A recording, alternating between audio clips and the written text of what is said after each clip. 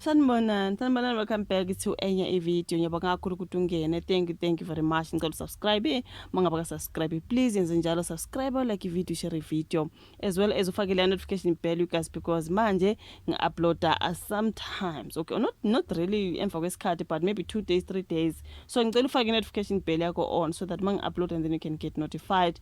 We never knew, not new, we never know ukuthi ngizoyilahlela nini i-video. Mangabe sengi-uploada every day, I'll update you, but okwamanje you guys ngoba saxakwe ngezinye izinto, I upload uthole ukuthi emva kwe-2 days, emva kwe-3 days. Please put that bell on. Nasingena odabeni lukababa uPaula Sullivan ohlala edelela. Lo baba uyadelela njalo bafethu. Baba uPaula Sullivan uyadelela. I think udelela mina ngokubona kwami. This is my point of view. Lo baba uyazibona ungumlungu and udila nabantu abamnyama. That's why idelela kanje eParliament. Uyadelela lo mlungu. Yazibona ukuthi phela mina ngemhlophe. I do not know, maybe I'm untouchable, ngepowerful, whatsoever. I think that's what ngokubona kwami ke indlela mina ngiyibona ngakho uyadelela lo mlungu. Ayisuka uyadelela lo baba. Akababoni lapha eParliament. Akababoni yazingathi udila nezingane zakhe, abafana bakhe benkomo lapha something. Uyadelela. Imagine him walking away eParliament besabhisi nje besamhlaba ngembuzo basasebenza ngayo, uyaphuma nje, just walks away. Uyabona ukuthi lezi zinto singahambe mina phela mina ngumlungu. Uyadelela lo baba shame. You guys, they must make an example ngalo baba, because what? Uma le message this is white supremacy bese sithi guys no, lo mlungu uyadelela shame.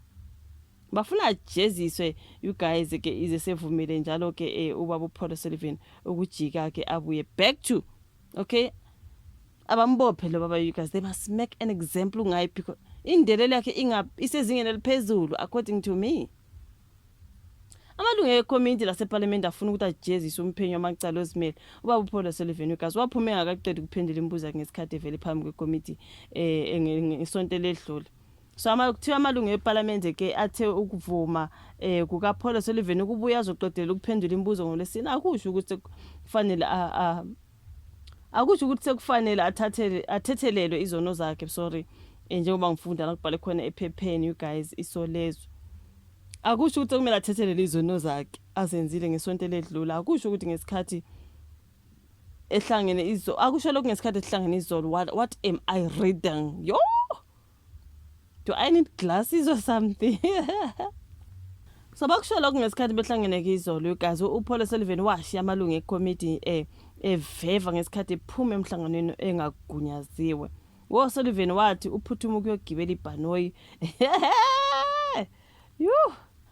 Okhona ubufakazi ke iCommittee, uAdvocate Norman Arendse uthe Sullivan uvumile ukuvela phambi kweCommittee ngolesine lapho ke azoqedela khona ukuphendula imibuzo.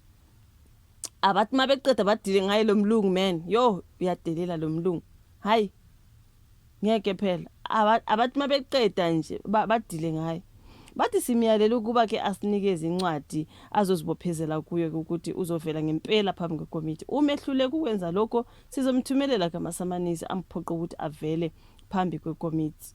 So EFF ivele ke isimvulela icala ke uPaula Sullivan, you guys, emva kokuba ke ashiye umhlangano. Kepha kumbono wabameli ofundelwe amalungu eCommittee izolo uyawaveza ukuthi ke kuzokuba umqansa ukuthathela uSullivan izinyathelo ngenxa yokuthi ke wayezifikele ngokuthanda lapha eCommittee, wayengathunyelelwanga amasamanisi.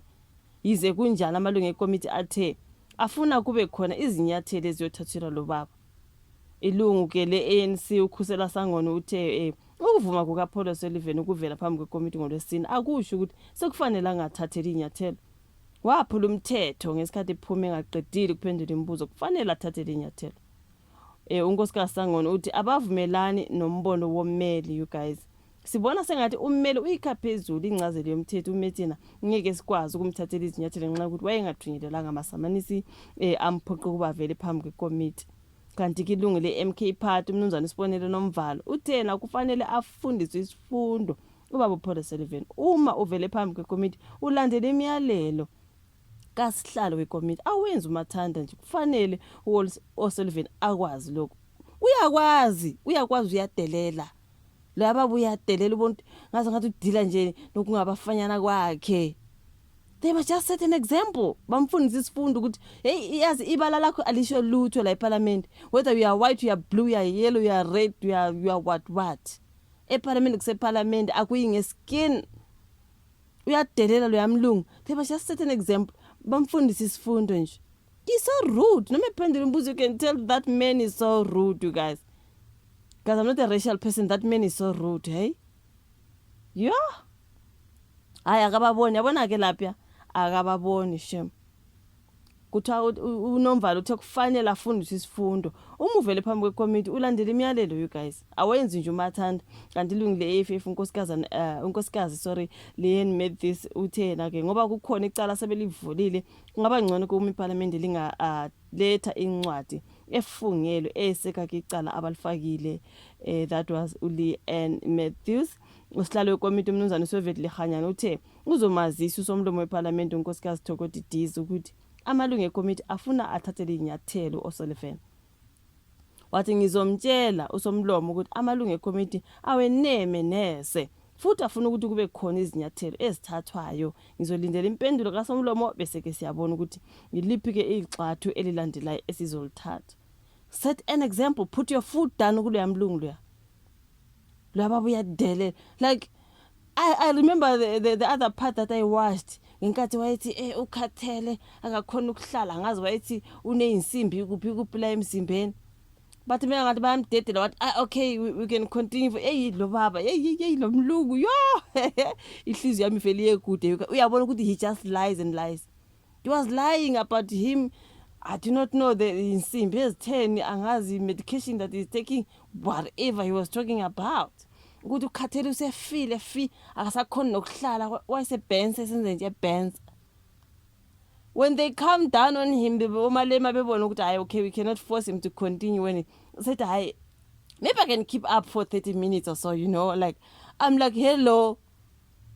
hayi ngeke uyabona ukuthi it was just a lie ethenga nje their pity he just trying to buy their pity like hayi ngeke can they just teach lo yamlungu lana ukuthi hayibo this is Parliament yes asayile yamlungu guys like ngempela no abamfundisa isifundo kwaphela that's what he needs abekwazi ukuthi akuyi like mina angimsoli wabo Julius Malema this is white supremacy uqinisile uyayibona ukuthi ungumlungu udila nabantu abamnyama ngathi udila ngabafanyana kwakhe they must teach him a lesson ukuthi we are not your boys here this is Parliament ulandela umthetho if you don't follow the rules wabona so mabangamekenza umathanda kanje awuzobadelela ku khoyile uzohlela delela lo yamlungu sure akazi ishuvala ka comment section you guys kodwa bathi bazomfundisa isifundo kumele benze example ngayo let's hope they do it you guys bazohleli bedelela yilabelungu ngaso sonke isikhathi makumele like baqinisa umthetho bangawuqinisi just because what man yabonto umlungu akathintwa yena kumele athintwe abekwazi ukuthi hey if I mess with these guys you know what I mean mangamiyeki kalule nje uyadelela finish and clear ngiyabonga kakhulu ukuthi ibuka ivideo ngicela like subscribe share ufake notification bell yakho ona sibonana kwesayi bye.